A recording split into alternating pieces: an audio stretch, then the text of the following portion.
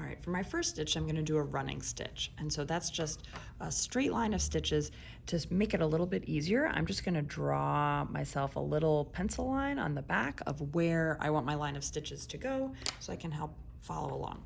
I always wanna start on the back. So I took my embroidery hoop, I flipped it over, and I wanna make sure I start on the back. So my needle's gonna go in through the back, out through the top, and I'm gonna carefully pull the thread all the way through, and then check and make sure the knot's right against the fabric and it's not twisted or bunched.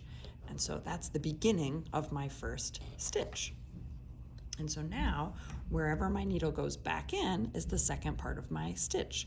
When it comes to a running stitch, you don't want the stitches any longer than like your finger is wide. When they start getting really long, that's when they'll kind of pull the fabric or get caught on things. So I don't want to make them too long.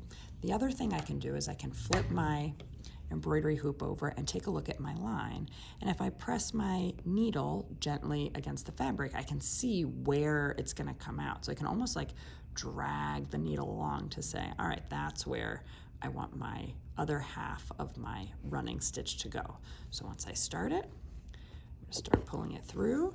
And then a good habit is to look at the side where the thread is going to disappear to make sure that it doesn't get tangled. And a lot of times I'll even do this. I'll use my other finger to kind of help hold the thread so it doesn't get caught or tangled on itself. But there we go. There's my first running stitch. So I've got one stitch down. I'm going to do the same thing to keep going. So now on the back, I'll go a little bit further, put the needle back in, start pulling it through. Same thing, I'm going to flip it over and watch my thread to make sure it doesn't do that, become a little tangled knot. Carefully pull my thread taut without making it too tight. And there's the beginning of my next stitch. And so I'm going to work my way slowly down my line, doing my running stitch.